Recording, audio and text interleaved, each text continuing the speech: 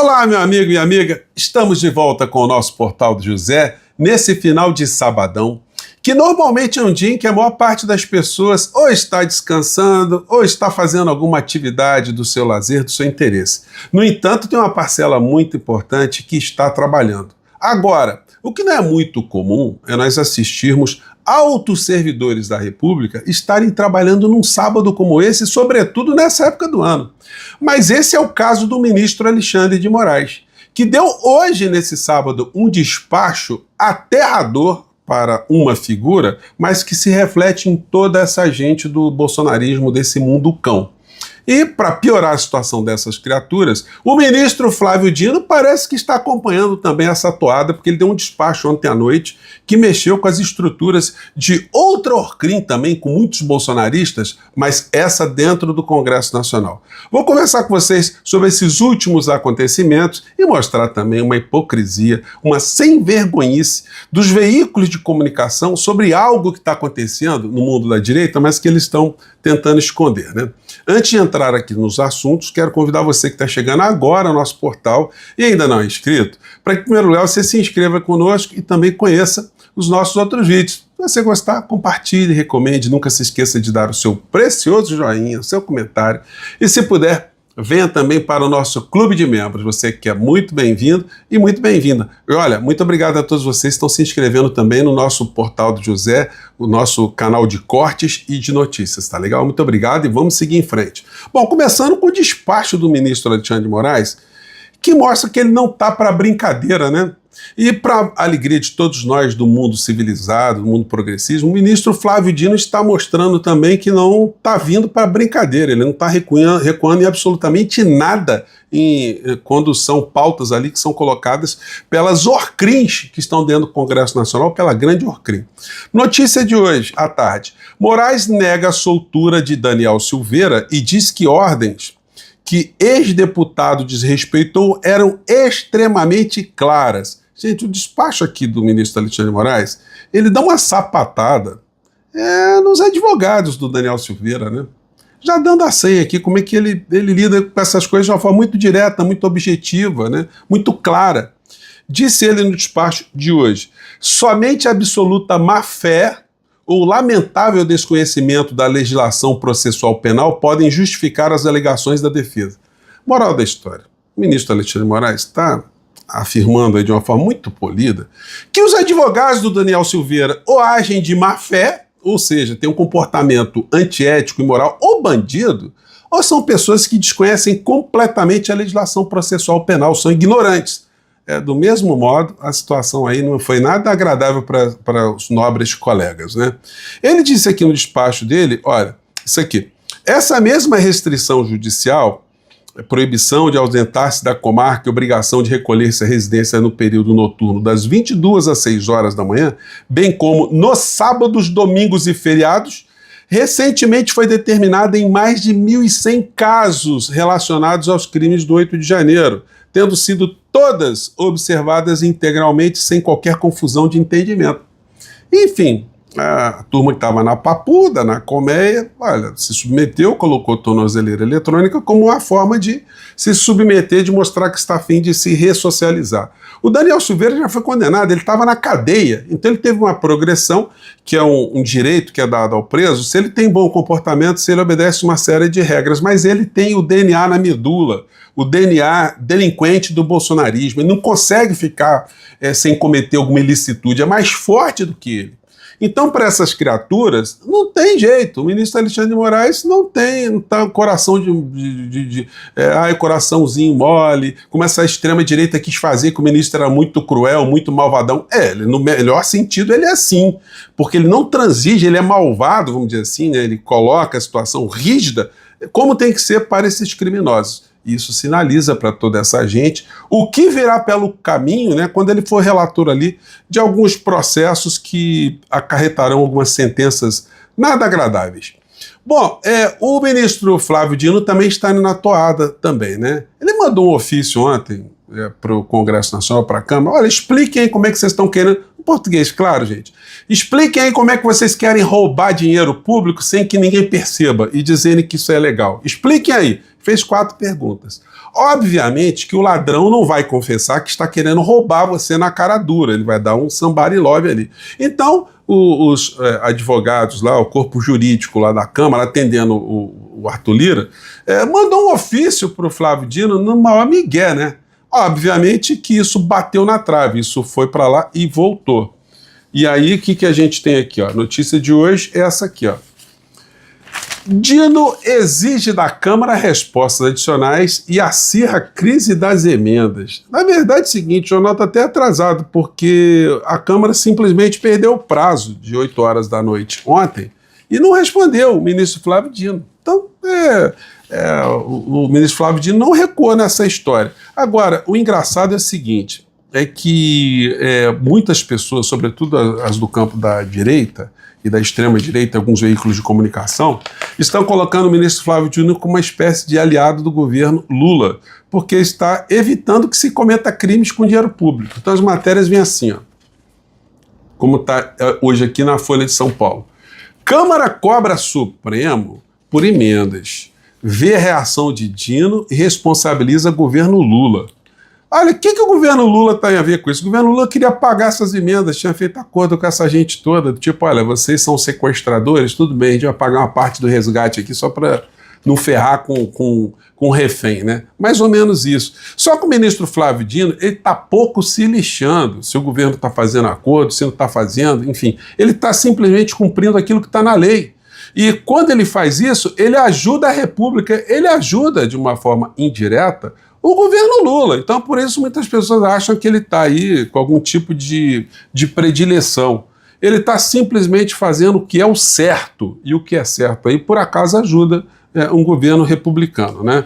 Bom, daí a gente vê essas situações todas que estão acontecendo aí com o mundo bolsonarista, e isso só estressa essa gente, porque, olha só, gente, ontem eu comentei com vocês, né, que o advogado do Braga Neto está xingando, está dizendo que o Cid é um dedo duro, sem caráter, né? No português, claro, é isso, né? Que ele é um mentiroso contumaz e que quer uma cariação. Bom, a cariação é ótimo, né? Porque você tem pessoas de humor cri que agora vão ser colocadas tete a tete e pessoas que estavam grudadas no Bolsonaro.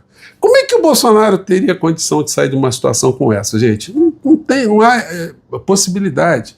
E eu volto a frisar aqui, muitas pessoas acham que o assunto Bolsonaro é assunto do passado, que a gente tem que ficar olhando para frente. Olha, se você pensa assim, você está absolutamente equivocado. Você foi tragado pela velocidade de notícias. Você quer sempre notícia nova, você acha que tem que esquecer a coisa para trás. Mas nós estamos falando de alguém que quis destruir o nosso país, alguém que quis implementar uma ditadura e que foi o responsável direto por um volume incomensurável de pessoas que morreram no período da pandemia aqui no nosso país. Então, nós aqui, o nosso portal não vai esquecer, e quando eu falo isso, eu não fico apenas no campo teórico, eu fiz representações, tem lá representações minhas que estão rodando lá na Procuradoria-Geral da República, isso não inibe que outras pessoas façam outras representações, que eu volte a falar desse assunto aí, porque isso não pode ficar esquecido não, né? Tem muita coisa aí para ser apurada aqui no nosso país. E aí, gente, vamos entrar aqui numa outra situação. Eu conversei com vocês sobre pautas positivas que o governo Lula terá em 2025. Terá vários enfrentamentos, já abordei isso com vocês no nosso encontro mais cedo. A questão da economia vai ter que ser colocada para a sociedade. O governo vai ter que tomar essa iniciativa e hoje há ferramentas que não tinha algumas décadas atrás, alguns anos atrás. O governo não tinha possibilidade de ir para as redes sociais, não existiam tantos canais. Ele pode fazer uma rede com todos os canais, pode fazer uma live, todo mundo retransmitir essas lives, para ele explicar para a sociedade o que é que está acontecendo, porque senão nós só receberemos as informações dos grandes veículos de comunicação. Isso vai dar uma noção para todos nós como é que o governo está tratando essa questão. Se o governo vai se comportar como um governo fraco, o governo vai capitular, vai recuar e vai se entregar, vai, enfim, voltar para trás, vai ficar refém dessa história, ou simplesmente vai enfrentar com o apoio da sociedade. E nós queremos que as informações cheguem às pessoas para que nós tenhamos um julgamento justo. Porque quando o governo não se comunica, gente, fica todo mundo aqui nas redes, a gente tem que falar bem, a gente tem que procurar informação, as pessoas não estão vendo. Gente, tem uma situação hoje que é muito complicada, e que hoje está até na coluna aqui, numa coluna do Hélio Schwartzman. É isso mesmo aqui, ó. Ele pergunta aqui nessa coluna dele, né, se o problema é problema de comunicação. E aí ele chama atenção para um dado muito interessante, que é verdadeiro. Os dados concretos da economia, elas não resolvem a popularidade no governo, não, porque o Biden nos Estados Unidos, ele fez com que o governo dele teve uma economia melhor, os indicadores foram melhores e ele perdeu as eleições.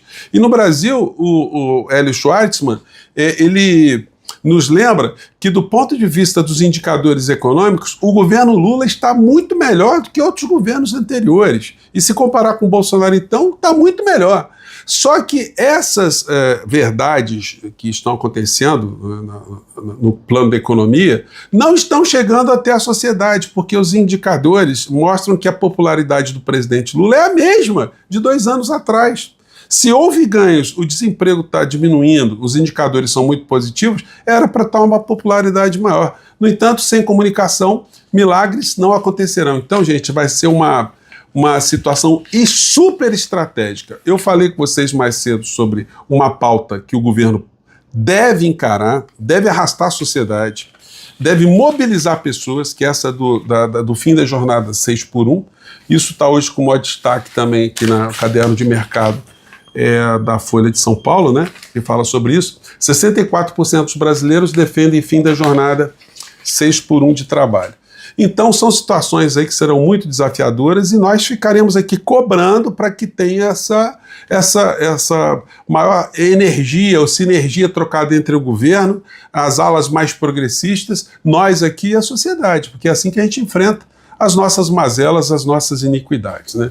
E por falar em iniquidade, para fechar o nosso papo de hoje, gente, olha a notícia aqui do caderno Economia e Negócios do Estado de São Paulo. Vejam essa notícia e o que isso diz para vocês. A notícia é: Tarcísio corta benefício fiscal e deve arrecadar 10 bilhões e 300 milhões de reais a mais em 2025.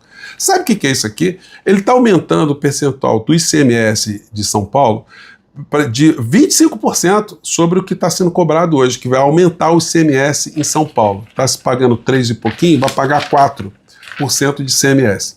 E aí, o que a gente vê sobre esse aumento da carga tributária? Só uma notinha no caderno econômico. Nada de capa, nada de Jornal Nacional, nada de ninguém reclamando, nada de ninguém falando. A direita caladinha, com o aumento de impostos, né? E aqui a gente tem ainda mais uma situação condescendente de um setor empresarial, né? Que é isso aqui, ó. Aí o jornal vai lá buscar a opinião desse cidadão aqui. Então, quando o governante é de direita, aí muitos setores fazem vista grossa, né? Diretor de federação diz que bares e hotéis não repassarão alta. Que coisa, hein?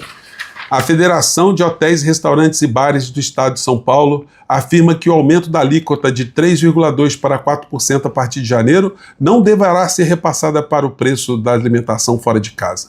Manifestamos ao governador que o aumento é importante, é de 25%, não é qualquer coisa, mas diante do gesto dele de rever conosco a tributação e entender o nosso argumento, não deverá ser repassado, diz Edson Pinto, diretor da Froresp. Vocês imaginem se fosse um governo de esquerda, um governo progressista, aumentando a alíquota de ICMS de bares, restaurantes, de prestação de serviços para aumentar a arrecadação, como está fazendo o Tarcísio. Então isso tem que ser exposto, né? Porque os hipócritas estão cobrando do governo federal uma austeridade que no estado mais rico da nação eles não estão tendo. Aliás, estão tendo contra o setor produtivo. Então, gente, vocês vejam só a hipocrisia dos jornalões, dos grandes veículos de comunicação. Será que nós vamos ver algum tipo de nota sobre isso no Jornal Nacional, na Globo News, em algum lugar? Fica aí o desafio, né? Bom, eu fico por aqui, gente. Mais uma vez, um grande abraço e a gente volta no próximo portal. E, ministro Alexandre de Moraes, um abração, hein? Valeu, o senhor está garantindo aí, está segurando legal essa peteca, né? Um grande abraço, tchau.